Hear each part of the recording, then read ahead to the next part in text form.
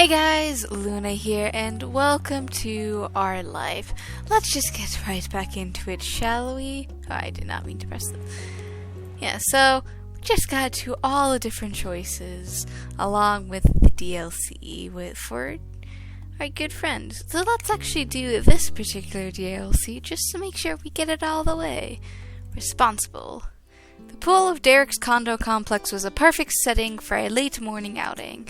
It was early enough that the day hadn't reached its hottest. The air still held the crispiness of morning. Despite its pleasantness, only you and Derek were there. Of course, given the location of the ocean, maybe everyone else who felt like waterside fun was at the beach. You usually were. The warm roughness of tiles felt odd on your bare feet as you walked further into the pool area. There was no sand to squish between your toes or sharp shells to avoid. You surveyed the area where Derek finished putting up his stuff away on a chair. The chlorine was sharp on your senses, and the entire space was so orderly. Lounge chairs sat in neat rows, umbrellas spaced out uniformly. The depth of the pool was marked out clear in the text along the sides. Every single element was intentionally and expertly crafted to be convenient for its human visitors. It was extremely different from the wild mistress of the sea. Placid pools more. You like sandy beaches. You like the pool. What the heck is placid meaning? I don't know what that word.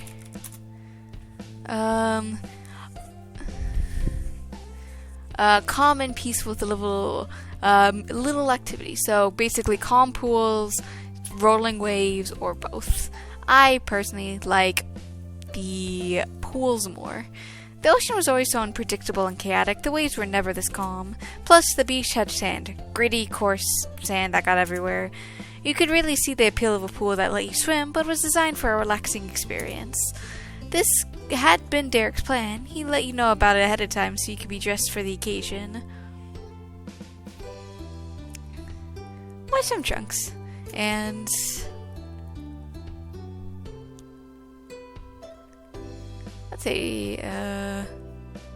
t-shirts. Your swimming gear was familiar, even if the pool wasn't. You felt prepared. Derek bounded up to you in his own swim trunks, flagrantly ignoring the no running signs in his enthusiasm. Okay. Watch, I'm gonna do a cannonball. As soon as he knew he had your attention, he took off to the deep end of the pool. He built up his speed and leapt into the water. His curled up body created a huge splash on impact. I applauded. He had to appreciate his talent and showmanship. He had practiced on how to achieve the maximum splash. Such a show deserved a clap. He stayed under a while longer. He touched the pool's bottom before he kicked himself back upward. When Derek's head popped out of the water, he swam to the edge of the pool and propped it up himself with a grin. He watched you expectantly.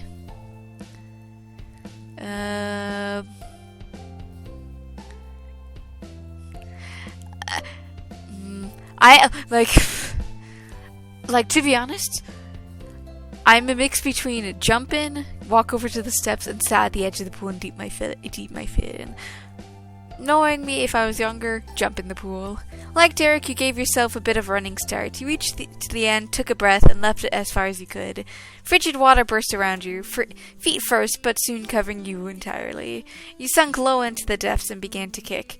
You breached the surface and sucked in the fresh air. You noticed two things. One, the water wasn't actually freezing when you got used to it, and two, Derek was clapping for you. Nice! You got some serious airtime. I'll give it a 10 out of 10. As you enjoyed the moment, your thoughts fell back to how you got in here. Last night, Derek called with a different sort of request. You remembered that his voice had been a mix of nerves and hope. He had a favor to ask you, very unexpected for him. Derek's mom needed him to watch his little brothers in the afternoon. It wasn't anything out of the ordinary, but that was part of his problem. Lately, he had feared his sports skills weren't as sharp as he wanted them to be. He hadn't been able to practice soccer or football without the distraction of keeping an eye on his brothers. His idea to fix this had been to ask for your help to watching the kids. If you agreed to the park with him and his brothers, then you could manage his brothers while he had a chance to focus on practice. That's how he explained it. You said yes, and your moms had been more than happy to let you spend the day playing support for Derek. They said it'd be a good opportunity to take on some more responsibility. To sweeten the deal, Derek suggested that you come by early so that you both could hit the pool. Nicholas would be sleeping in, and George would spend some time one-on-one with Miss Suzares. So far, the plan had worked out. Ma dropped you off about 15 minutes ago, and both of Derek's brothers were fully occupied. Mr. Zara and George were back in the condo putting together an 800-piece puzzle on the kitchen counter when Nicholas snoozed on the couch. He had time to kick back before the moment came in to be in charge of small children. A sloshing sound put you back to the present. Derek had climbed out of the pool. I'm gonna jump in again. Want to join? Sure, let's go. You copied Derek's exit from the pool and took arm strength and caution not to scrape yourself on the texture of the concrete. Once on solid ground, you reversed away from the edge to give yourself enough space for a good jump. Poised to go, you and Derek made eye contact. He leaned forward, balancing on the balls of his feet. No worries. I've already done one. It's your turn.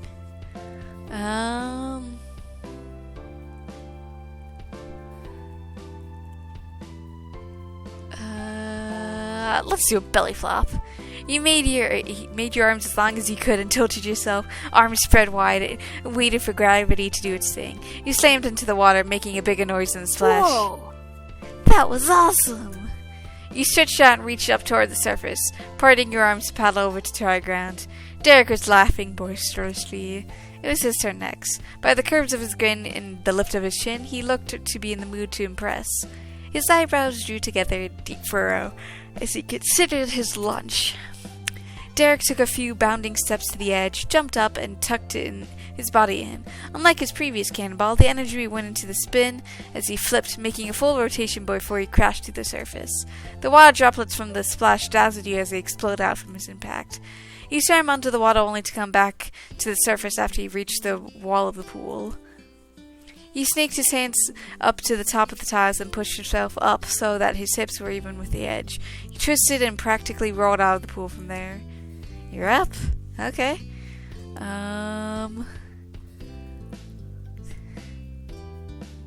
You did a backflip. You planted your feet solidly at the edge pool, not facing the water. You bent your legs and prepared. You swung your arms back until, like a pendulum, you swung them forward. The moment your hands passed your knees, you jumped backwards.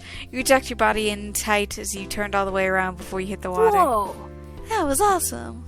You kept switching back and forth, trading off between silly jumps and then more impressive tricks. From watching Derek's wall practice dives to performing your own jumps, there was never a boring second. After several leaps, Derek called a break time as he took a breathe at the back stairs of the pool. You waited for your strained heart rate to even out from all the exertion. After a paused silence, Derek spoke up. He pulled his fist to his cheek and thawed, squishing his face slightly. So... Hey, I should probably ask before, but have you ever babysat someone before?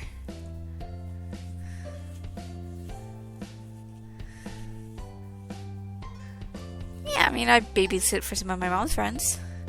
That's cool. Having you on my team is going to be amazing. It's going to be a 2-on-1 game. It's rough. You'll even the odds. Right. You felt really... Oh, I'm so sleepy. I guess it's just being in this comfy chair.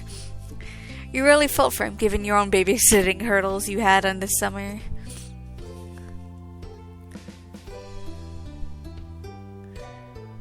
You're curious how the experience would go, because every kid's going to be a bit different, so should be interesting. Rather than dread or excitement that was coming this afternoon was a mystery in your mind, you simply have to wait for it to arrive.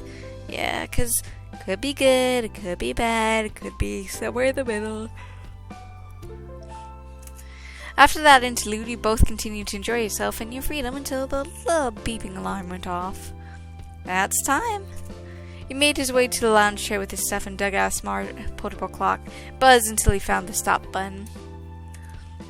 Derek checked the time and narrowed his eyes at the glowing red numbers. He shot you thumbs up. Let's go. Let's go up. You helped him gather the towels, grab the rest of the stuff, and then tried to drip as little as possible while rushing through the halls of the complex. When he reached his apartment, he dumped everything in his arms on the ground and scrambled to find his key. Just give me a second, I don't want to knock or anything in case Nicholas is still asleep. He Finally spied his soccer ball keychain and snatched up his keys from where he got they were tangled in his towel. He inserted the key into the lock, and both of you shuffled inside the Suzerain home. Three heads swiveled to face the two of you, gazes being drawn to the bundles of neon towels coming in. Miss Suzerain and George were still sitting on the bar stools while Nicholas perched on the counter itself with an excited grin. They were working on a puzzle. On your left, Derek leaned close and spoke under his breath. I figured. He's awake. Derek's back! Adorable. Quick as a blink, Nicholas scrambled on his hands and feet and zipped across the black marble on the counter. Tiny cardboard puzzle pieces scattered. Ah! Nicholas, the puzzle! Despite George's frustration, the little whirlwind didn't even seem to hear. He was on a mission to reach his burger brother, not even stopping when he hit the end of the counter. Nicholas stumbled off the edge, and Derek instinctively moved forward with a gasp, but dropping all of his pool stuff except for the towel wrapped around him. Miss Suzerain caught Nicholas with her forearms hooked under his chest, snatching him from midair. Oof. She hugged her son, holding him securely against her body. A chorus of relief sighed filled the room. Nicholas still paid no mind to his trails of disaster and began to squirm. He just wanted down already. Derek took another few steps forward, making his way over to the scene. Miss Suzerain carefully held Nicholas out, her hands under his armpits, and safely sat him down on his feet. Nicholas immediately wrapped up his arms around Nicholas's legs. Derek chuckled while tugging up his towel so Nicholas wouldn't pull that off. Devil of a grin. Hold on, Nico, you're gonna get wet. Nicholas giggled mischievously and snuggled closer. Derek snuck a quick peek over his shoulder back at you and shrugged. Just as warned, Nicholas now had a damp spot on his shirt.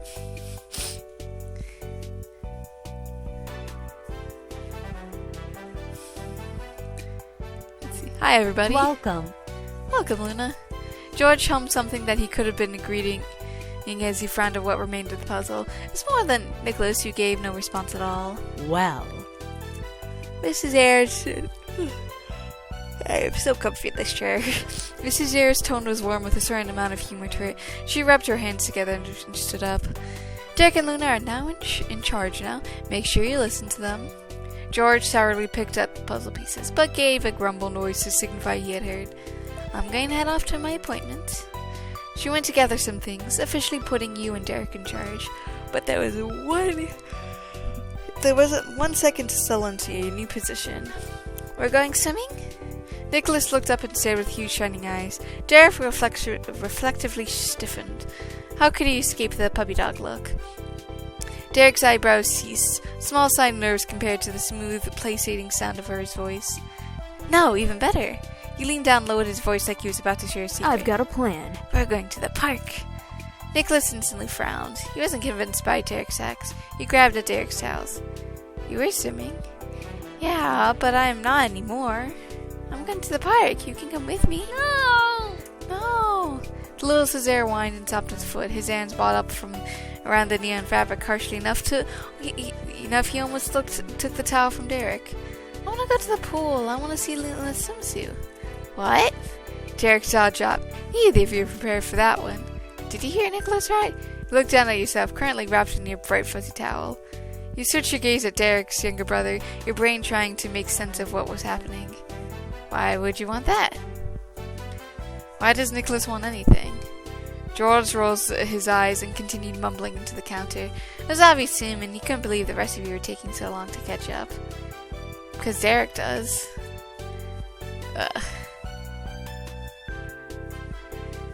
You suddenly felt extremely bashful.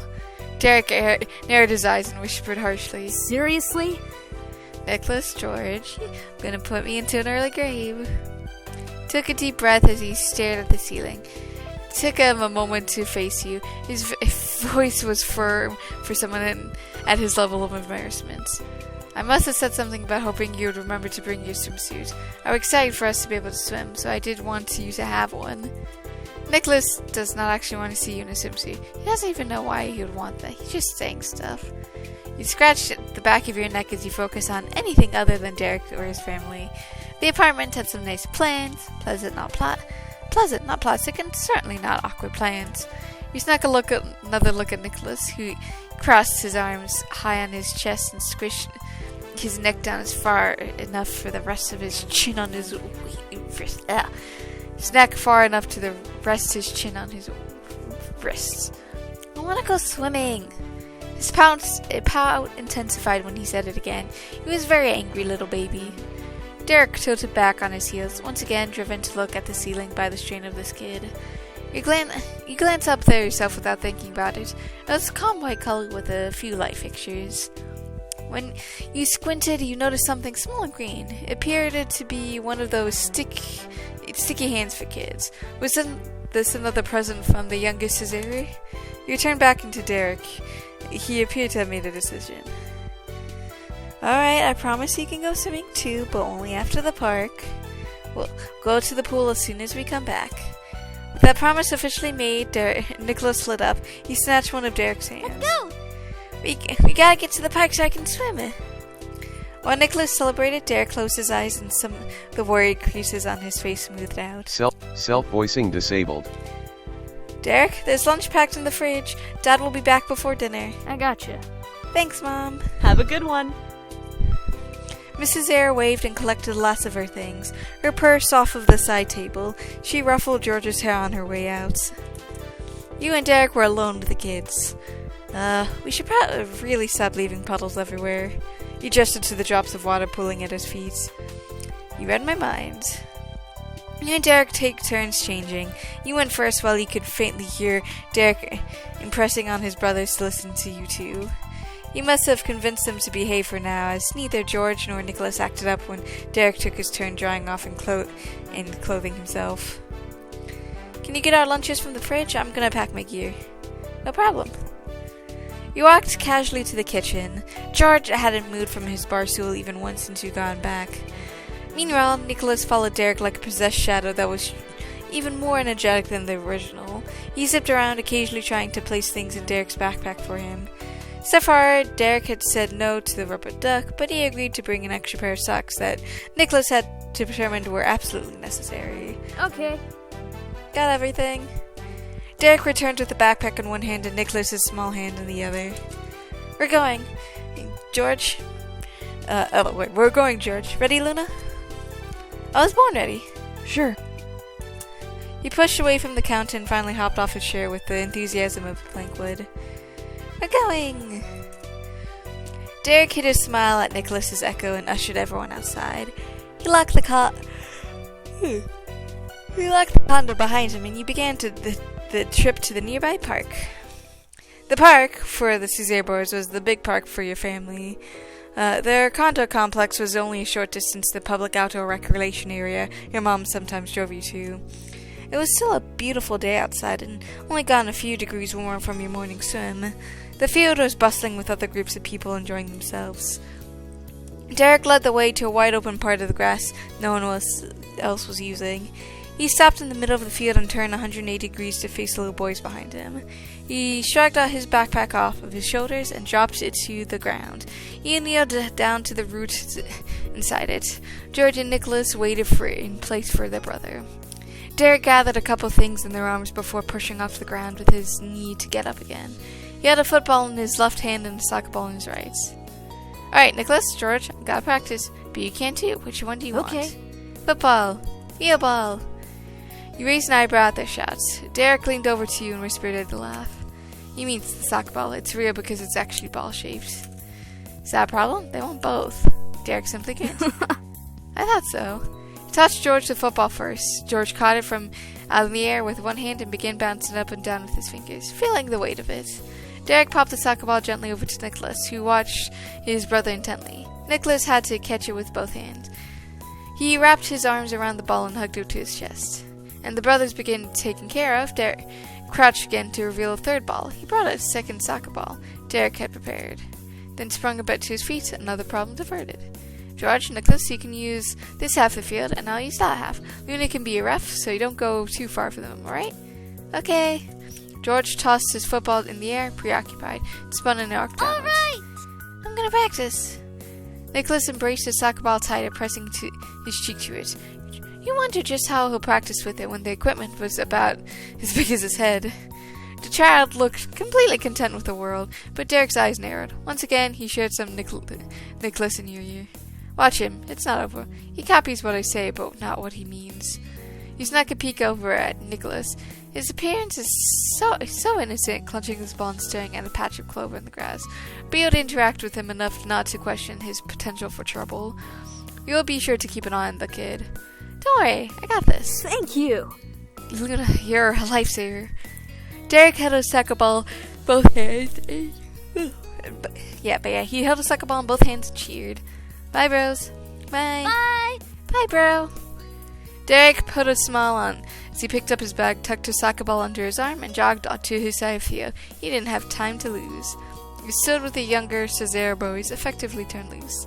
George stared at you with uncertainty, while Nicholas' mischievous smirk could only make you guess what he was thinking.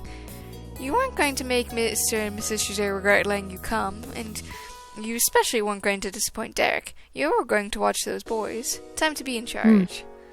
I'm gonna play over there. He pointed vaguely to the opposite side of the field from Derek and trotted off to entertain himself. You let him go without argument. George wasn't the problem child. When you saw him settle in, throwing around his football and chasing it, you smiled. But you'd only need to manage Nicholas. You aimed your grain towards him, but instead of being in a clover patch, he was missing. You snapped your head back and forth until you spotted him in a fumbling dash across the grass, struggling to keep his soccer ball from slipping out of his small arms. When Derek said watch him, he had really meant it. Well, you just have to push up your sleeves. He wasn't the first troublemaker you have ever dealt with, and he wasn't going to be the last. Ran over without a word. You're thankful for your longer steps since the kid was quick. You closed the gap between the two of you and stood in front of him. You didn't look up until he bumped right into your legs. Nicholas snickered and tried to dash around you, so you had to shift to the left to block his progress. He then went right and you speedily sidestepped. Soon you were both going back and forth as you thought you were actually playing a game of soccer, and Nicholas was trying to get past you to score. The soccer ball tumbled from his arms.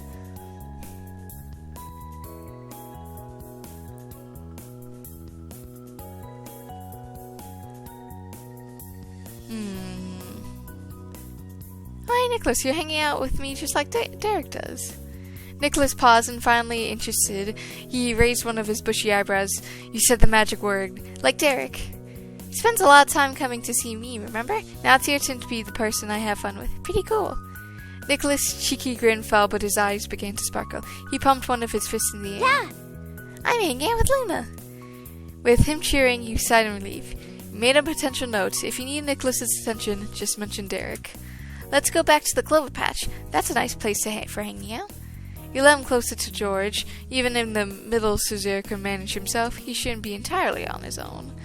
The only times you gazed straight from the little Cesare was when you blinked or sent the occasional glance George's way.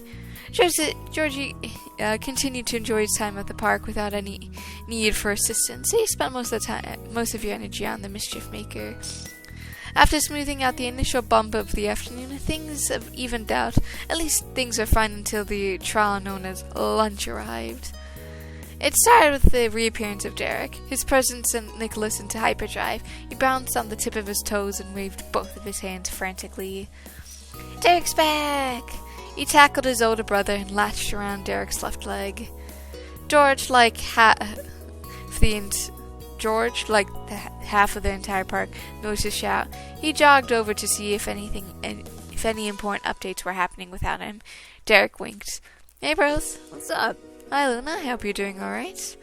As he spoke, he let his bag drop to the ground. He crouched over it and scrounged up the packed lunches. I'm having fun. That's awesome. You beamed back at him. Despite being a handful, you were enjoying Nicholas. He kept you on his toes. Are you having fun, Nicholas? Yeah. Me too. What about you, George? Yeah. Yeah. Derek set aside 3 paper bags in the grass, one in front of Nicholas, and one in front of George, and the third one to you. Derek kept the 4th lunch inside his backpack. He only pulled out a water bottle from it and closed the bag back up. Okay, Nicholas, you gotta eat now with Luna and George. Nicholas clenched Derek's jeans more desperately as he whined. You're not gonna eat with me? Derek scratched the back of his head and gave a longing glance back to where he'd been practicing. Do you mind, Luna? I was hoping to have a little bit more time to practice. He bit his lip, hope clear in his face. He had confidence that you could handle lunch alone.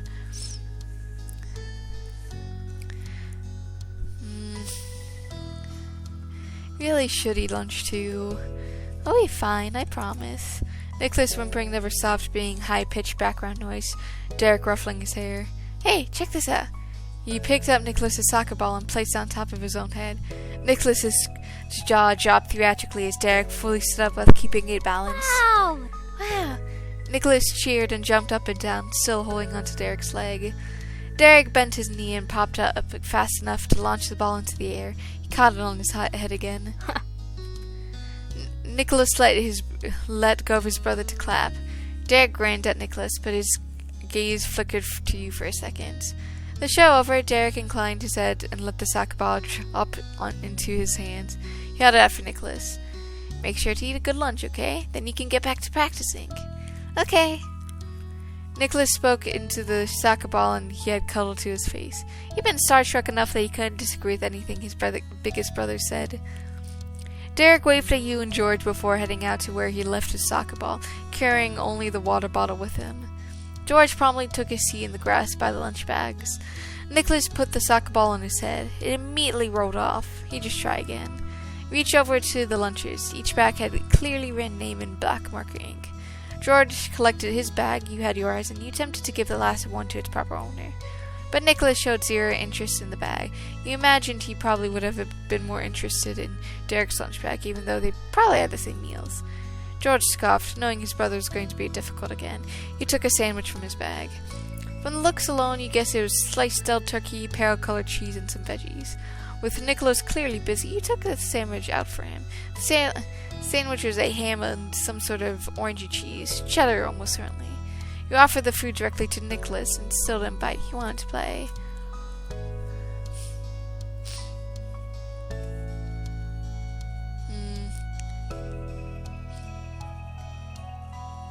If you eat, I'll hold the ball on your head for you. Deal? And Nicholas chewed on the inside of his cheek while carefully contemplating your suggestion. Then focused looked melted into a bright smile. All right. You gave a predetermined nod when he was ready to switch. Your fingers fanned out as you reached for the ball and pressed it down into his messy mop of hair. Nicholas cautiously released the ball and firmly kept it in place. He giggled ecstatically that you finally found a way to keep the ball up without using his hands. It just took another person to do it. He retrieved his sandwich and immediately stuffed a big bite into his cheeks. Chuckling, you took a glance over at what George was doing. Luckily, he didn't need a hand like his brother. He was already enjoying his packed lunch, so you decided not to squander the opportunity. You retrieved your own sandwich with your free hand and dug in. It was definitely an interesting way to enjoy your meal break. Finishing the last corner of your squared-shaped meal, you wondered if Mrs. Eyre had talked to one of your moms beforehand about lunch. The sandwich was made how you would have had it at home. She was either prepared or very lucky, but considering what her oldest son was like, you were guessing luck had nothing to do with it. Along with the sandwiches, there were also bags of carrots, celery, and a few cookies. Between the three of you, it wasn't long before all the snacks were gone. With nothing left to nibble on, Nicholas yawned and curled up in the grass, cuddling the soccer ball against his chest. George stood up, watching his little brother fall asleep. Once he was certain that Nicholas was down for the count, he started cleaning up the trash. He admired the maturity he showed for his age. It wasn't just Derek who had that streak after all. He helped gather the trash while he was musing about the Cesare brothers. Derek was the oldest who had his parents relied on, while Nicholas was the baby of the family. And for a little kid, he was a force to be reckoned with. George was the one stuck in the middle.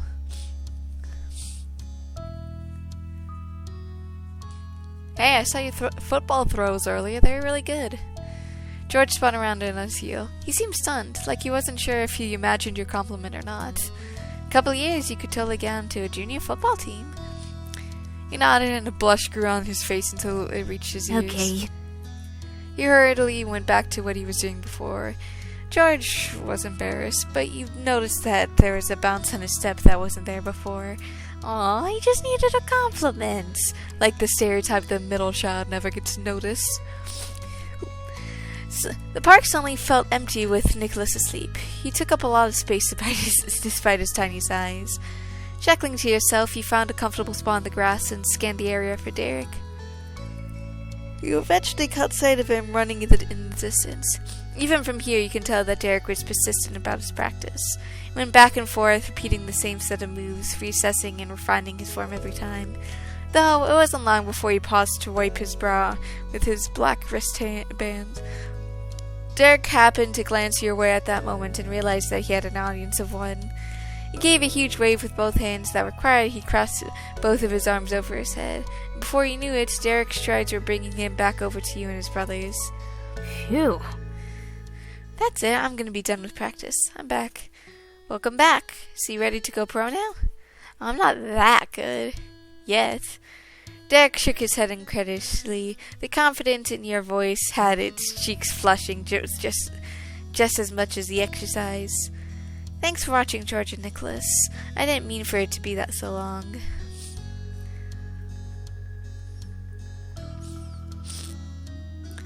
It's okay, I'm happy I could help you out. The sincerity in your voice had Derek bashfully keeping his eyes on his shoes instead. I'll probably end up saying it again, but thanks, Luna. You're a lifesaver. Next, he shifted his attention over to his brothers.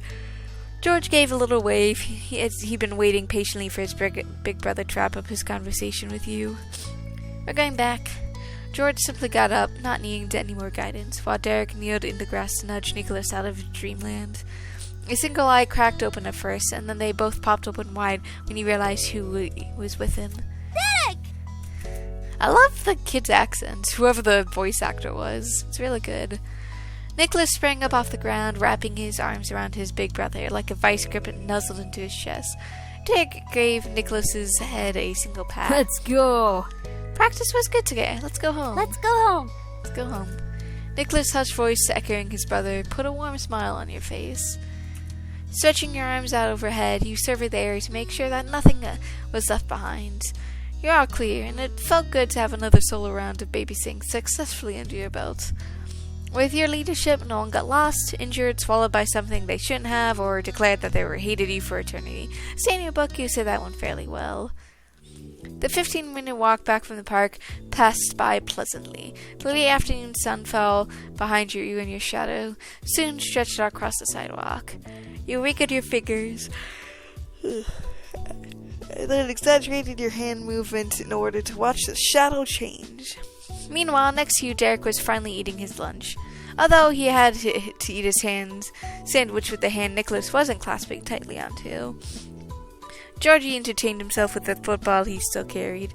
He periodically tossed up into the air and caught it again. You could easily imagine how often the three of them had made this trip before, with only the three of them.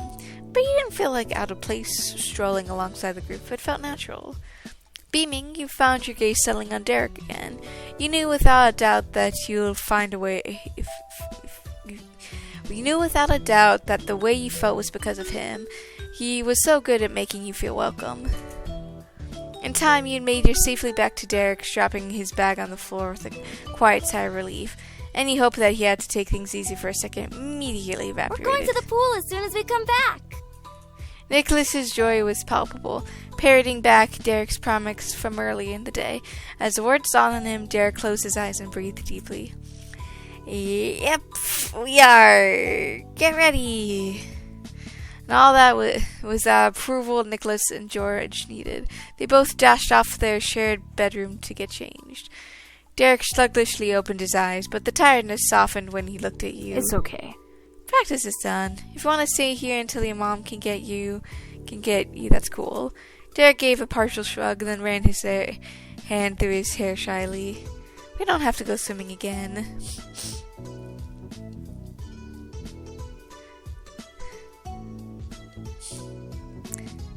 But I want to hang out with you. The tips of his ears burned red from your declaration, but he didn't turn away from you. He spoke cheerfully instead. Thanks. Me too, Luna.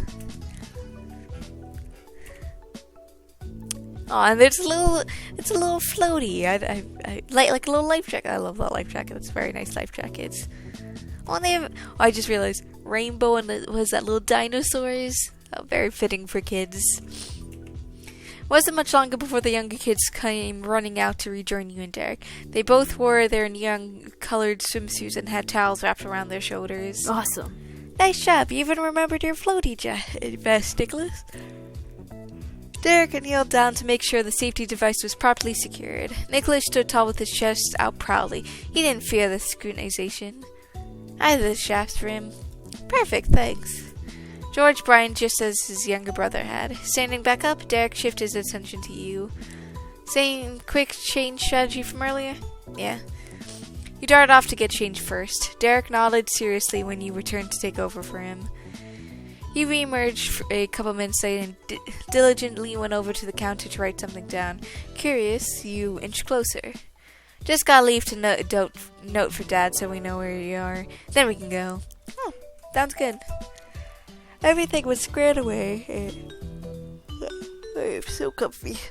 Everything was squared away, as Derek always sure to do. And then the four of you marched right back out to the apartment for another excursion. By the time the distant smell of chlorine tickled your nose, the sun had fallen low in the sky. You circled around some nearby lounge chairs and deemed them capable of keeping your things safe. Inspecting the gleaming water, you noticed that George and Nicholas hadn't moved toward the pool yet. Both of the little boys were watching Derek like hawks.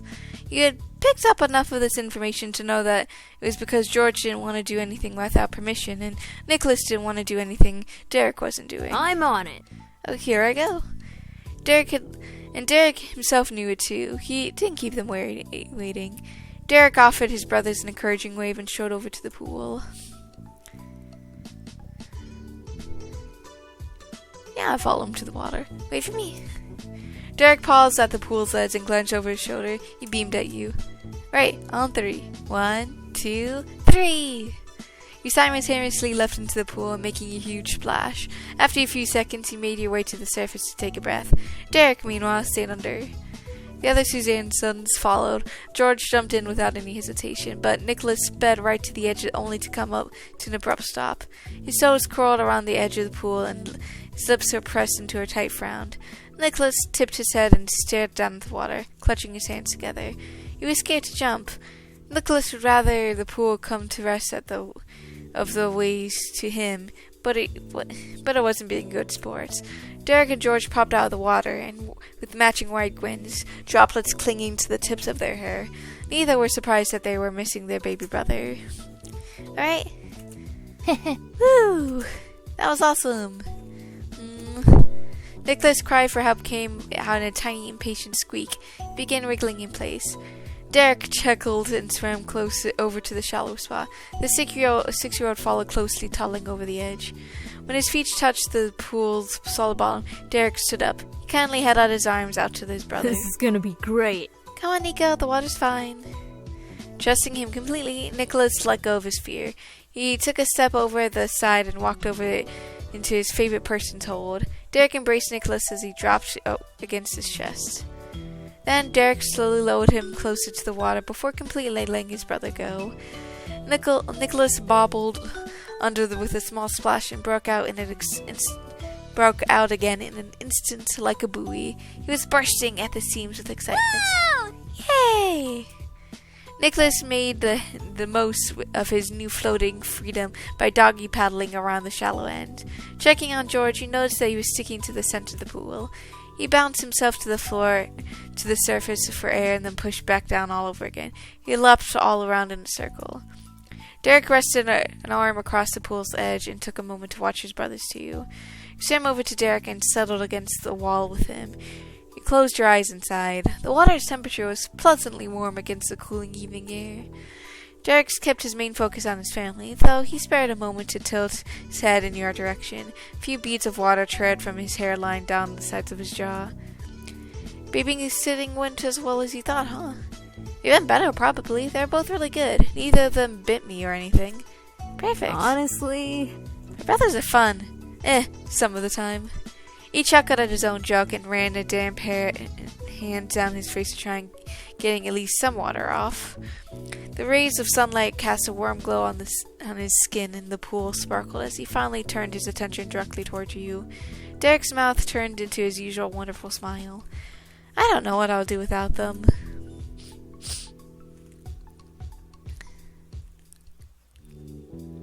George is good, but Nicholas is trouble with a capital T. Derek's eyes shone with amusement at your teasing. His lips turned into a playful smirk. Yeah, sounds about right. George and Nicholas remained engrossed with their own watery adventures while you and Derek kept track of them. You were in mid-conversation when the sounds of footsteps echoed off the walls surrounding the pool. Derek shot an arm out of the water and waved at the newcomer. Dad! Good evening. Dad! Dad? All the Cesare boys eagerly paddled over to the edge of the pool where their father stood. They moved together in the water with their heads beside each other and their legs kicked out behind them like a pile of sea pups. Welcome home. Thank you. Thank you, George. Mrs. Cesare's voice was sweet as he observed his children's happy faces. Eventually he spotted you as well and tucked his fingers into the edge of his vest with vigor. Oh, this is a pool party today. You know, a party should have proper food. Let's order pizza for dinner tonight. Yeah. Laughing with excitement, Nicholas started smacking at the palms of his hands against the water surface, making several bursting splashes. George flicked the water droplets from the tips of his fingers at Nicholas in retaliation. Chuckling over the scene, Mrs. Cesare brought a hand up and held it into his chin. He scratched his beard with his thumb. Half cheese, half pepperoni for the first, correct? Yeah, pepperoni!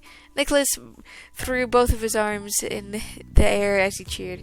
Mrs. Cesare nodded, pleased with his little one's still and a predictable taste. Wonderful. Okay, one meat and veggie supreme for Irene and I on the second. He settled his gaze on Derek and you for the final decision. Suggestions for the final half should be? Luna, you pick. He floated over to Derek as he thought about it.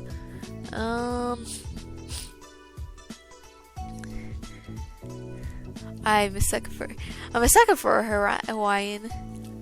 But Derek, what do you normally get? Usually the barbecue chicken, but you should order whatever you want. I like the other stuff too, so don't worry. In that case, God, I like cheese. I like some veggies. I like Hawaiian, but I love what people are gonna roast me in the comments for this. But I like doing pineapple into corn. It's a weird combination, but it's sweet and savory, which I like. So I'll go with Hawaiian. Derek gave you a big thumbs up for that. So in full, half cheese, half pepperoni, half supreme, and half Hawaiian. Yeah. Exactly. Thank you, children. Put the order in now. I'll come back to let you know when it's ready, but until then, continue to play. Thanks, Dad. Bye. Thank you. Thanks, Dad. Bye, I'll be waiting. Which, if you made it this far into the video, leave a comment down below of what your favorite pizza topping is. Or types of pizzas, I guess. Mrs. Cesare closed the pool gate behind him, leaving you kids to have your fun. In Mrs. Cesare's absence, Derek took charge again. Alright, you heard it. Dad's ordering pizza, so he'll be here in like 30 minutes. So think fast. What's the last thing you want to do before we leave the pool? Nicholas furrowed his brow, thinking as hard as he could. He scrunched up his face together in frustration when nothing came to mind. Meanwhile, George put a hand to his chin and tilted his head to the side. He stood up off into space as he considered the question.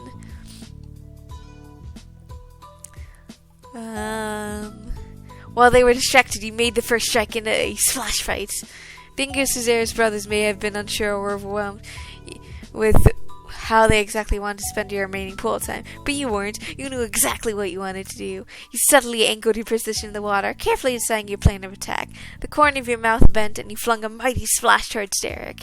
He ended up with a face full of water, and he sputtered before taking off with laughter. As he regained his composure, Derek brushed a hand down his face again to wipe some droplets away. Luna, I'm sure you're aware this means. Derek's stares narrowed with a face-amused look of determination. You matched it and gave an added slow nod. I believe I do. It's on. This means war! You swiftly sent a shot of water in your direction. Nicholas cackled at your exchange. You started to excitedly beat the water surface and set droplets crashing in all directions. You twisted away from their attacks, and the second the water settled, you struck. Pushing your hands forward, you sent another big wave crashing toward the brothers. Derek spent splashes with both of his hands on each side, juggling you and Nicholas. Nicholas poured water, cupping in his hands, and threw it in the air. The droplets carelessly poured down on everyone. Nicholas was dangerous in this fight. He was willing to get a hit. Out of the four of you, George enacted the best defense strategy. He took a deep breath and held it while he stood underwater. Only his hands remained at the surface, rapidly splashed in all directions. George's strategy kept all of you on your toes in order to avoid a scatter shot. Whenever he came up for air, Derek made sure to be ready to take the shot. It was a grand battle. The four of you thoroughly enjoyed your time in the pool. It flew by so fast that you were surprised when you spotted Mrs. Eyre cruising down to the watersheds once more. Dinner's here, and even better, Mom's home. Yay! The youngest Cesare threw his wet confetti in there one more time. Even his dad wasn't safe from it. Mrs. Cesare took it in stride and wiped his glasses against his vest. Derek was out of breath, but he beamed. Let's go get some food. Yeah. Mr. Cesare led his way to the apartment, and the four of you marched with an eager spring in your step. Despite being wrapped up in towels, you dripped water the whole way there. The savory smell of hot cheese and garlic crust was there to greet you when you arrived at the door. You could hear the musical words of Miss Cesare too. Welcome. Welcome home. Hi. Hi, Mom. Hi. Hi, Mom. Feeling a bit awkward and out of place, he gave a tiny wave. Mrs. Eyre didn't miss it, and her voice softened as she spoke to you first. Alona, I hope you had fun today. I did. We had lots of fun. That's great. Very good. Mrs. Eyre then went over to the kitchen where the food was set on the counter. She popped out the boxes open and delightedly glanced over to her husband's. This was such a good idea. Thank you. Mrs. Cesare dipped his head in a tiny bow. He followed by gesturing a hand toward the food. Well then. Come get dinner, youngest to oldest first. Despite the order given, it was no surprise George was the one who moved first. He figured Nicholas would wait for Derek, even if he didn't have to. George tore off a paper towel from the roll and used it to grab a slice of plain cheese pizza. He hot-footed it back to the entryway, standing there so he wouldn't bring any water further into the apartment. You can go next, Luna. It'll be easy that way. The food smelled even better up close.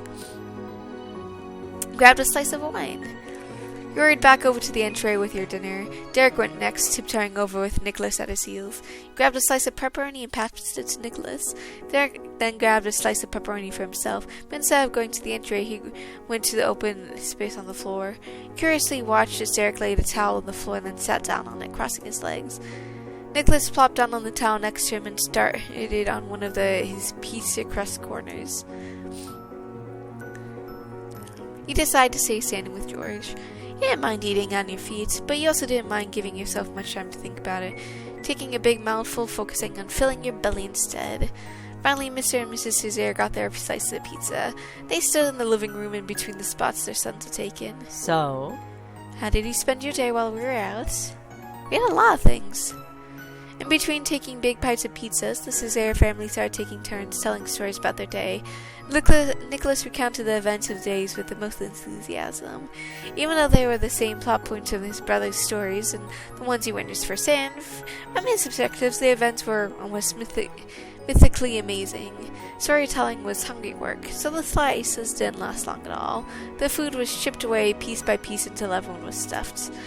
Nicholas lay down on the floor, limbs stretched out and still wrapped up in his towel. He was completely tuckered from the day. Mr. Cesare plucked him off the floor and held him under one arm. Bath time, come on, Junior. Yes, Dad.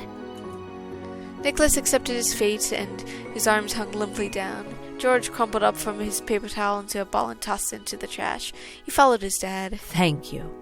Gregorio. Mrs. Cesare watched him go with a gentle affection in her gaze. She patted her husband's shoulder as he passed by and then strode over to you and Derek. And thank you for such a good day's work. I appreciate both of you taking care of Nicholas and George for today. Your cheeriness reminded you so much of Derek. She pointed with her thumb over her shoulder. Dad and I will take them from here. Thanks, Mom. You could see just the wave of relief wash over him, as clearly as the actual water you just swam in. I'll keep an eye out for the phone. Pamela said she'll call when they're on their way to get Luna. Okay. After that, Mrs. Eyre excused herself to go help George and Nicholas ready for bedtime. When she disappeared down the hall, Derek leaned back on the palms of his hands. He lazily rolled his head in your direction. Hey. We can get dressed again. Then would you want to hang out in my room until their moms get here? Sounds like a plan to me. You can get changed first. He stretched his legs out on the floor while he stood up. You could feel a slight ache in your muscles from today's activities. It wasn't bad. You just given your all during the babysitting adventure. Gathering your things up in your arms, he left to get changed. It wasn't long before you and Derek went over to his room for some less sibling-less free time. Oh, here's a nice-looking room. Derek opened his bedroom door and gestured for you to lead the way.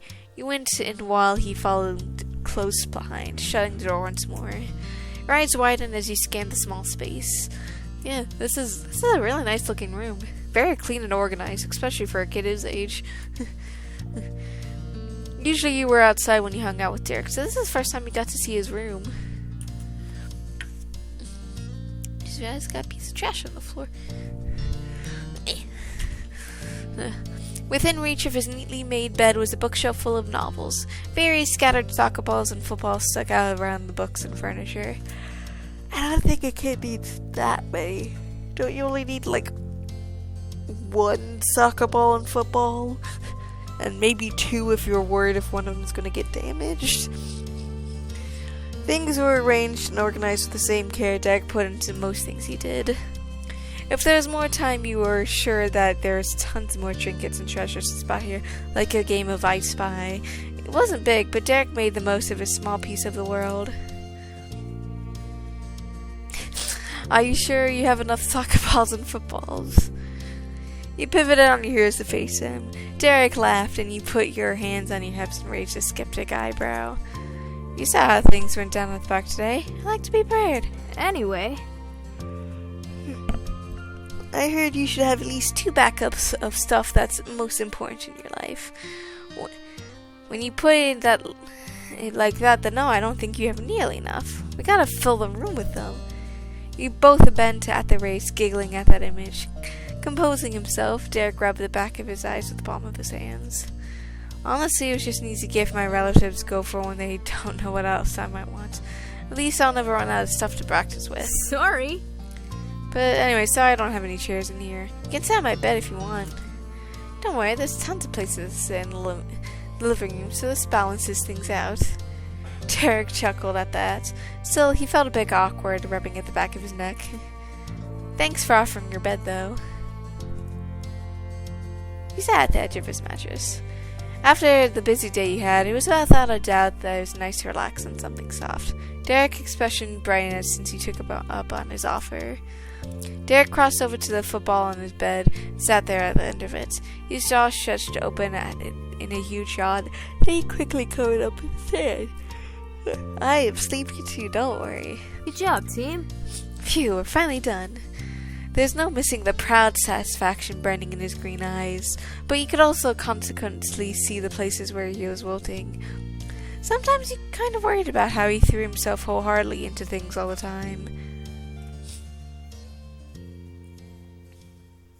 How often do you babysit? Well, He shifted his gaze away from you. Derek pinched at the blankets under his fingers while he thought about your question. Pretty often, I guess. Not all the time. Oh. Derek stretched his arms high in the air and yawned again. His eyelids drooped as he turned toward you.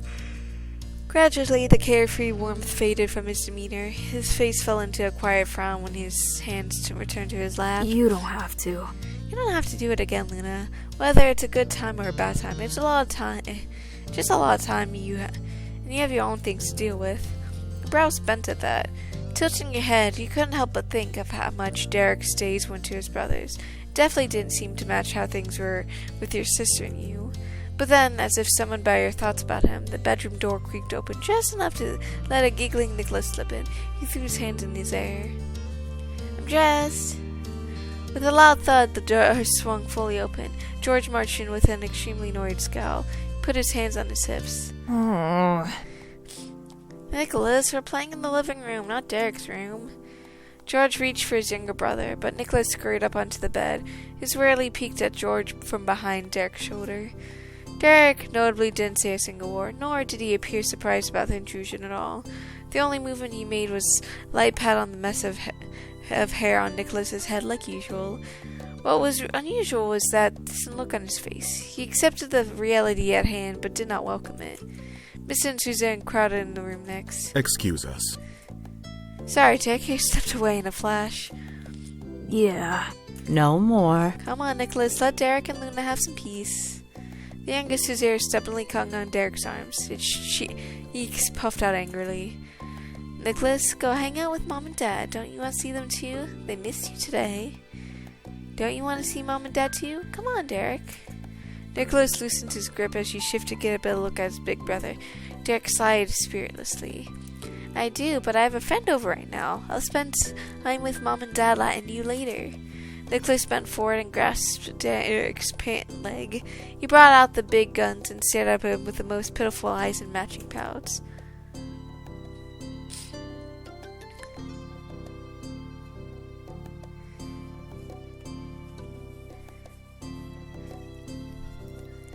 Don't be sad, it's been a happy day.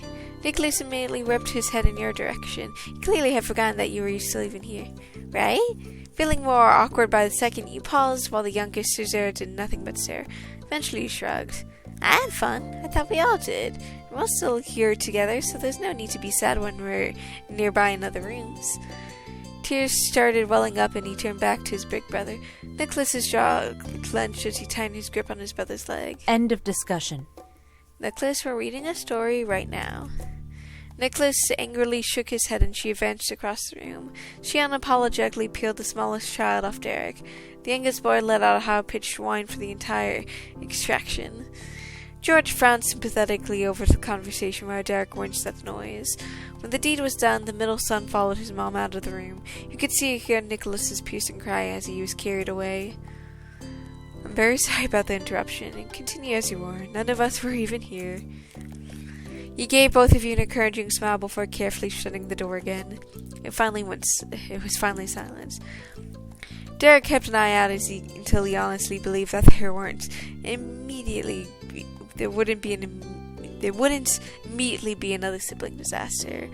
When he deemed it safe, he let out a quick sigh in an attempt to choke back a harsher groan. Derek flopped back against the mattress with another huff and stretched his arms out at his side. His arms twitched and his fingers curled into his fists. Oh, man. I feel bad for you because I know you're trying your best, but at the same time, I just hope that you can get the help that you need, since I know it's going to be really hard. Ugh. There's never any privacy here. How am I supposed to deal with things even after spending time with almost a whole day with them? I know, kid. I know. You held your tongue, waiting patiently for him to get out loud. Derek muttered grievances under his breath with a harsh glare aimed at the ceiling for a good minute and screwed his mouth shut. Yeah, I can understand that.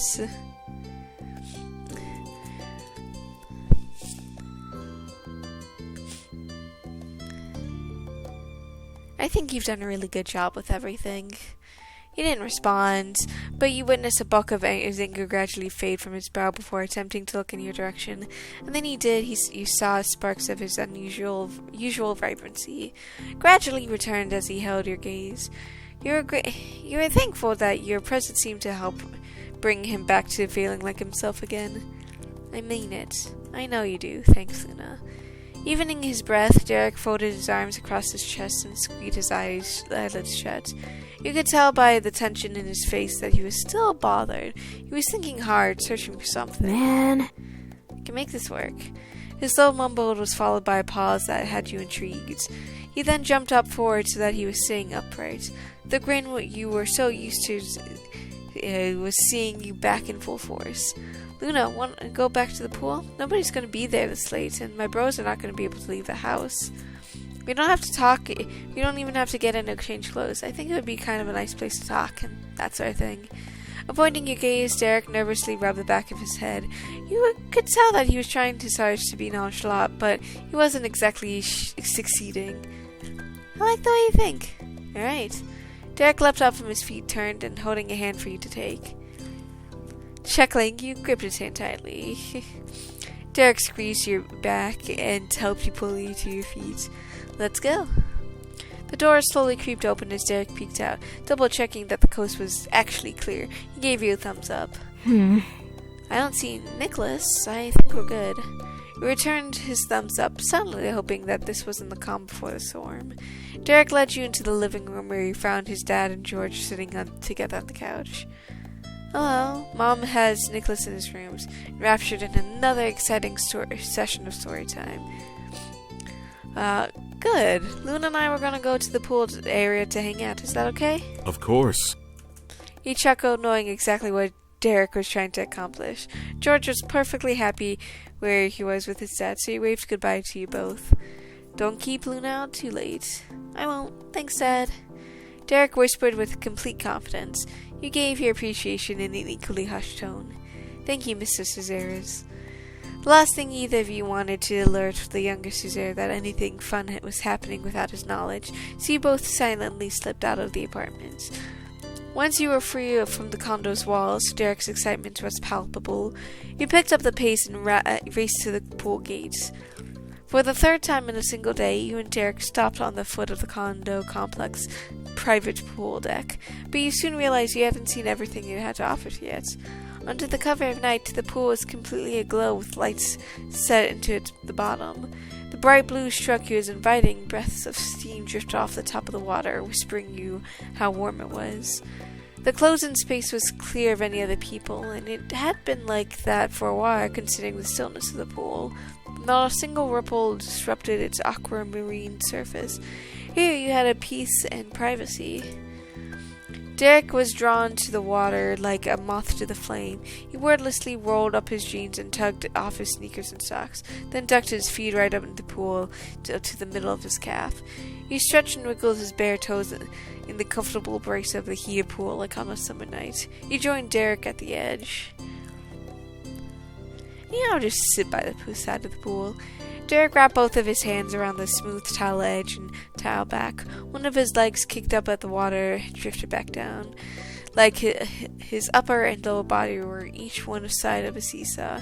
He grinned playfully at you. But So, what were you talking about?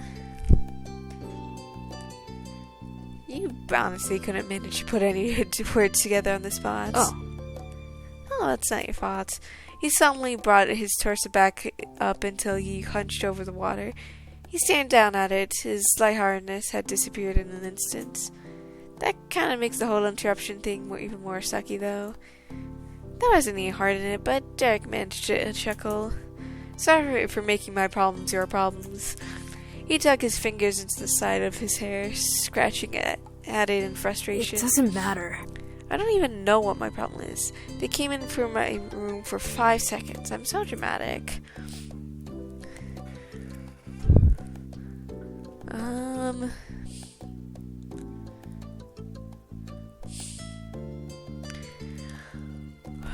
Nicholas is dramatic. You're mild. Yeah. Derek crossed his arms tight and pushed him up against his legs. The blue water rippled around him as his legs moved to the pool wall. He pressed his heels into it. The pressure that had only been on the inside was coming out. The thing is, Nicholas and George need me all the time, and my parents just need me because they need me. I don't want to let them down, I really don't, but it's hard. Every day it's like I'm gonna mess up and disappoint somebody. He bit his tongue and released his limbs from the locked positions they'd been stuck in. He couldn't scrub the fur away from his brows. Forget it. Everyone has stuff to worry about. It's not just me. Mom has to take care of them way more than I do. Dad works the job pretty much the entire day.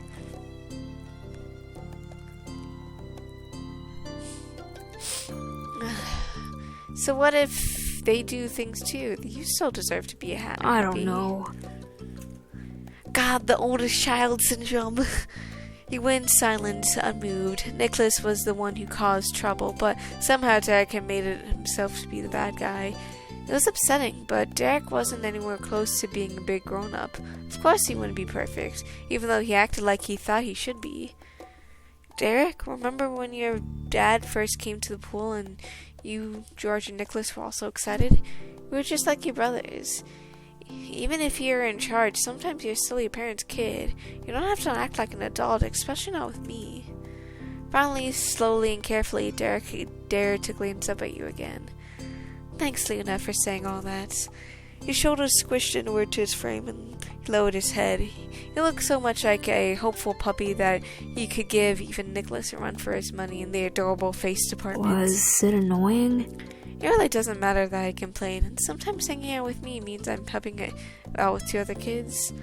For all the confidence Derek displayed, when push comes to shove, he was pretty insecure about himself and what you thought of him.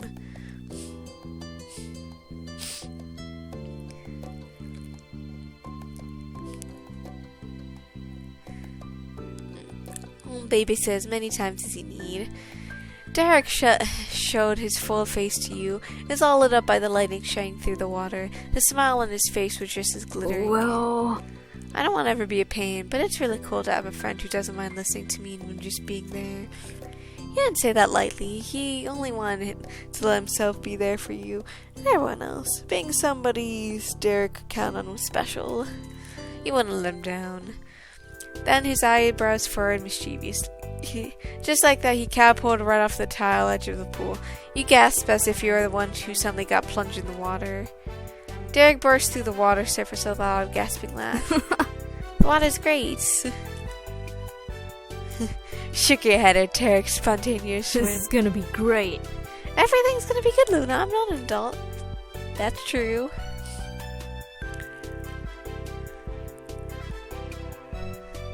You watched him from the water, staying dry yourself. You rested back on the palm of your hands, gazing out at Derek's face. He flipped over and did backward strokes and circles. He huffed from lifting the weight of his soaked jeans with each kick. That only made Derek's more amused. It was definitely an unusual sight. Laughter and sloshing water brought the once stagnant pool to life. You and Derek still had the place to yourself and made the absolute most of it. But eventually Derek came crawling back up the stairs out of the pool. His baggy clothes poured out mini waterfalls with every step as he took on land. Derek looked especially tiny with his drenched jersey draped over his frame.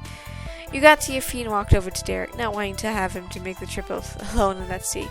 Gave you a thumbs up. Oh, and they actually did a sprite for him where it's partially soaked. He carefully then tiptoed his head off the side and tapped his hands against his ears to get the water out. Well, Time to face the music. Having to get home dampened Derek's mood far more than the water on his body. He could do anything here in the wide open pool with you as his only companion. Going back to his family came with countless expectations and responsibilities, but still had to be done. Yeah. You gave a small nod, readying yourself for whatever might happen when you arrived at the Suzanne condo. Without another word, Derek collected his shoes and let you the little oasis behind. The two of you walked side by side. When you made it to the front door, Derek used a key from his pocket to open it. He hadn't forgotten to bring it, despite leaving under rushed and uneasy circumstances. Derek stood there in front of the unlocked door, just staring at it. Practical preparation was his forte. Making himself ready for the bumps in relationships was not. You didn't do anything wrong, Derek. You've got nothing to feel bad about. They do. Remember that. Yeah. He took a huge breath through his nose and turned the knob. The living room was quiet when you went inside. George and Mrs. Santa moved over to the kitchen and were busy putting together a puzzle. Mrs. Cesare showed us blocked your view so you couldn't see the picture was supposed to be. Mrs. Cesare and Nicholas was nowhere in sight. You guessed they were still in the younger boy's bedroom. It was strange not to have someone shoo you and shout when Derek walked through the door. There was a feeling of absence. We're back. He announced himself with an absolute lack of enthusiasm. He might as well have been calling off bingo numbers to an empty room. Mrs. Cesare lifted up his head and turned to face both of you. At the same time, he eagerly pushed his chair away from the counter. I see. Thank you for coming home. The greeting he gave was so normal that it was weird, considering how Derek brought a bucket full of water absorbed in his clothes. George offered a typical family greeting of his own, not wanting to take eyes off the puzzle. He was either focused or avoiding the awkwardness. Welcome back. Derek silently poked a bare big toe onto the prickly entryway doormat. The mess of Derek's foot was making too much for the little mat to contain, water leaked out from its edges. Derek's attempt to face his family was going equally smoothly. The polite pleasantries on Mr. Suzanne's face softened into warmth. He followed through the motions he started to get out of his chair. He crossed the living room to stand with the two of you at the front door. My hard-working son is always in demand, huh? Our family needs to learn how to share, especially Nicholas. Last part was said with a chuckle. Derek didn't smile from the compliment, but he did start to blush. Excuse me. A new voice came from the hall. Mrs. Eyre stood there with her hands on her hips. Peeking out from behind the skirt her dress was a distinct spikiness of brown hair. Now that you're here, someone's been saying he wants to say to his big brother. Her words got George to actually turn away from the puzzle and watch the scene, but Nicholas remained hidden. Encouragement was enough. As always, he was waiting for Derek. You didn't need to tell Derek that, though. He knew far better than you. He shifted his weight on his feet and gave Nicholas an invitation. Okay. What did you want to say? Nicholas darted from behind his mom with enough speed to flutter her dress. His tiny feet thundered over the floor until it came to an abrupt stop right in front of his favorite person. He had to lean his head all the way back to look in Derek's eyes. Derek looked down to meet the gaze. Nicholas resisted the urge to hug him and instead clutched the collar of his own shirt. I'm sorry. Is that your room? From how much Nicholas struggled to explain his apology, it was obvious he wasn't at the point where he understood why being together at all times was a completely fantastic idea. All that gone through was that he upset his brother and that he, in turn, upset him. Nicholas bit his lip and moved his hands to the bottom of his shirt instead of the top. The best he could come up with the next was simply repeating himself. Derek's lips quirked in just a bit as he patiently listened to his little brother. You should say sorry to them too. Luna helped you a lot today, too. Nicholas instantly twisted his head towards you and echoed the word. He was very serious. Sorry, Luna. I appreciate that you apologized. Nicholas hopped on the pads of his feet with a nervous but hopeful energy came over him. Your reaction was the first positive sign he got. The smallest cigar glanced between you and Derek unsurely. He let his shirt go and balled his hands into fists. I'm sorry, Derek. I'm sorry, Luna. Nicholas put everything he had into willing whatever problem he caused to be fixed and to the people not feeling bad anymore. The emotional display of regret moved someone in the room to speak. I'm sorry. Derek snorted and laughed at the unexpectedness of the interjection. What did you even do? I don't know. The middle child looked down at the puzzle in front of him again, but he was staring through the pieces as if they weren't there. He murmured just barely loud enough to hear you from where you were standing. You and Luna had to watch me today, too. Derek's hesitancy completely crumbled, and his usual familial demeanor came back in full force. Aww. You don't have to apologize for that. I like to spend some time by myself or with my friends, but I never want to stop having my little bros. Nicholas massively wide-eyed smiled. For the first time since they were reunited, he carefully reached out to Derek and gripped his choking wet jeans. Derek reached down to gently pat his baby brother's head as he did, probably every day. Neither boy cared that this time his hand was damp. Instead, they both smiled with unwavering affection. No matter what fissions happened, it was inevitable that it would end that way because they both loved their family equally and deeply. Another person turned back to cut in and Mr. Scissor spoke up with vigor. Let's race! Derek, Luna, let's race. What? Derek chuckled at your confusion, switched to his head pat into a full-on hair ruffle. Nicholas giggled excitedly with his brother. Dad is asking us to play a video game, an old kart racer like he likes. Yeah, and I will win it. Derek's dad cheerfully tacked that on. It couldn't be forgotten, clearly. George could be player 4. Mrs. Eyre was the only one who truly kept her distance during the reconciliation between Derek and Nicholas, but now that she joined the rest of the family, when she had close enough to you that Derek to whisper, she pressed a hand over the corner of her mouth and winked conspiratorially. I'll give Nico an unplugged controller. Derek grinned at that point and shifted into giving the longest strands of Nicholas's hair a friendly tug, but he didn't accept the invite immediately. He included you in the discussion. What do you think, Luna? Are you kidding? I think we should race. He nodded at you and turned to face his father. Alright, let's race. Derek's mom encouraged you and Derek with her words, and Nicholas with her hands, taking him by the shoulders. This time she wouldn't be letting him get away from Go her. on. Get changed. We'll plug it in so it's ready by the time you're back. Thanks, Mom. Derek's mood continued to be buoyed by the support of his parents, and he left to go get changed while walking as lightly as he could in wet clothes. He didn't know where anything was, so you had to leave the prep work to Mr. Cesare and George. The two of them got right into it, opening drawers and pulling out cords. He found something to be keeping Nicholas company with Mrs. Cesare. He was on his best behavior and didn't whine for Derek even once. As promised, the Cesare's dark purple GameCube was fully connected with 4 controllers plugged in by the time Derek strode into the living room. Ah, it's PJ's. Familiar shout filled the whole room. All was right in the world. Derek's back! Yep, Nico, I'm here. Mrs. Air was on the carpet with Nicholas in her lap. She was already past him a controller that was having a blast pressing the clicky buttons, despite the fact they did nothing except make a little noise. George and Mr. Cesare took seats on the couch. George tucked himself closely against his father, so the two of you were only taking up one side. The other half of the couch was reserved for you and Derek. Derek dove into the spot next to George. He got settled nicely against the plush back couch, 4 legs up against the cushions. He got in the final place and relaxed against the armrest. George passed 1 controller to Derek, which Derek gave to you, then handed over a second, which Derek kept. Mr. Cesare filled you in on the decision he and his second son had made. What do you think? Junie and I are on a team, and you and Luna can play together. What do you think? Derek tilted his head your way. He lifted his shoulders and added on to his dad's briefing. It's a double racer. One drives and the other controls items. You smiled understandingly. Great. It's me and you then. The deal was sealed. Packs had been made. George packed up and shook Mr. Cesare's hand. Hey, Dad, we're Team Cesare. Yes, we are.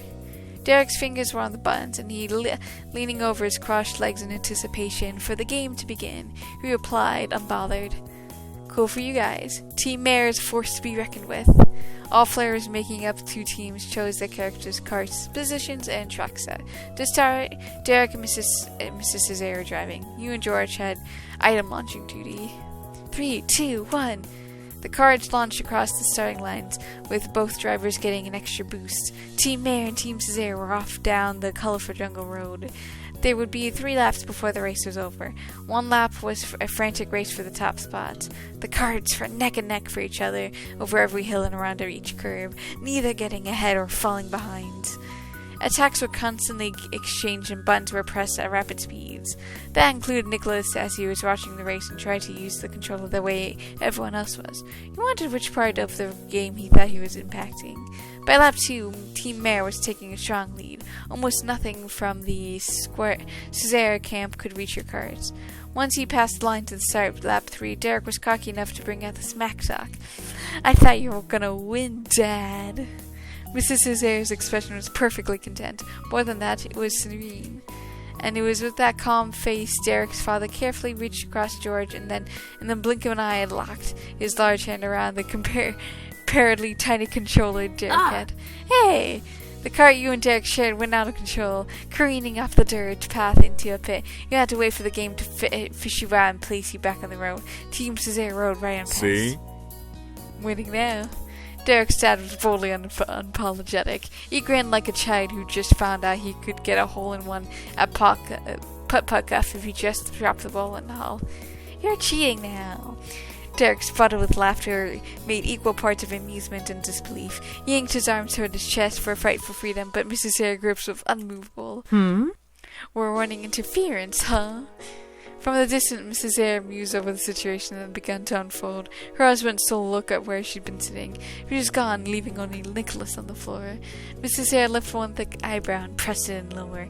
He could only puzzle what that might mean. It all became clear by the world going dark only for him. Derek's mom had crawled under behind the couch, popped up from behind, and slipped her fingers under Mrs. Eyre's glasses. He was caught up completely off guard. His father started from the shock of surprise attack that wasn't committed by himself. Yeah, Mom! Derek had gotten his controller back. Mrs. Cesare was stubborn in his hold, but his dad was just incapable as a driver. Yeah, Mom. As an echo of Derek's cheer came from behind, all the excitement in the air had stirred and fired Nicholas. He wasn't just playing with an off controller anymore. He crawled on all fours at a rapid pace until he reached the couch and launched himself right at his dad's stomach. It was powerful enough that Mrs. Hare sprung forward and Mrs. Hare's hands were yanked off him. Oof! But Derek's control was finally freed. Mrs. Cesare had to let go of both controls to catch the squirming child. Nicholas would not be contained. He climbed up over his dad's shoulders and wrapped his arms around Mrs. Cesare's face. In sweet justice, the Team Cesare car flew off the bridge into the abyss below. Yeah, Nicholas! George placed his own control in his lap with a shake of his hand and smirk. Team Cesare wasn't winning this race. Derek rolled his shoulders and poked a tongue out of the corners of his mouth in concentration. He was back in business. Team Mayor's course correct and raced toward the finish line of the final lap. Thinking of Cesare hugged all fours of his limb around his dad even tighter than the thrill of seeing Derek speed his cart around the track. Yeah, items weren't needed now, but you're just as invested in watching your cart make the last stretch. Derek brought it home, crossing the finish line. We won! Derek threw his fists in the air, pumping them back down to his chest, and turned to you with a palm held out for you to smack. Clapped his hands. The sound clear of your high five was a proper victory note. We won! Nicholas sent his arms up toward the sky, perfect imitation of his eldest brother. Mrs. Cesare used the opportunity to collect his son from off his shoulders and place Nicholas onto his lap. He pet his son's hair and he laughed breathlessly, but full of joy. Okay. I lost. Next race. This time, Derek repeated the phrase stirring to go, but that was naturally followed by the original copycat. Nicholas clapped gleefully and snuggled up against his seat on his father's chest. Next race. George picked up his abandoned controller once more. His voice was quieter, but no less sincere. Yeah. Next race. In all the commotion, you completely forgot you could have switched to the driver role to take over for Derek at any time. George could have, too, for his dad, but you're glad that it went the day he did. Team Mayor got his win with the assistance of the team pillow drivers, Nicholas and Mrs. Cesare. And the game was just getting started. Not in an agreement. Well, Now this is a real party. There's still pizza in the fridge. Who wants leftovers? The suggestion of food riled Nicholas up even more. He clambered over to Dad's shoulder for the second time, tugging at his beard and accidentally knocking his glasses off. Mrs. Cesare wheezed out a chuckle. Nicholas started out from over the couch in the kitchen. He wanted that pizza, but couldn't be the first to ask. Look over to the other Cesare boys. I'd eat a slice, thanks. I'll eat a slice. George and Mrs. Cesare chimed in at their own request. Sure. Can I have some, Mom? I like some pizza, my beloved wife who never turns against me. She snickered with a glint in her eyes. Of course, I'll start the game, I'll heat it up. All four Cesare's men spoke in unison. Thanks, Mom. Thank you, too. you're welcome.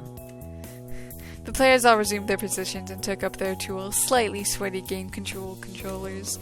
When the second race started, the grin on Derek's face was one of the most radiant you'd seen all day. His dad, mom, and brothers all really knew how to make Derek really happy. They brought a smile on your face, too. From getting a window into Derek's life, and from what you knew of your own, spending every day with the same people could take a ton of patience, but there was a lot of perks, too. Your time at the Suzanne household ended with family, food, and fun. There wasn't much more you could have asked for. Well, that certainly was a long, responsible chapter in this. I hope you guys have a good day, night, week, month of your life, and may the stars forever guide your path, forever might lead you into the future. And see you next time, everybody. Bye-bye.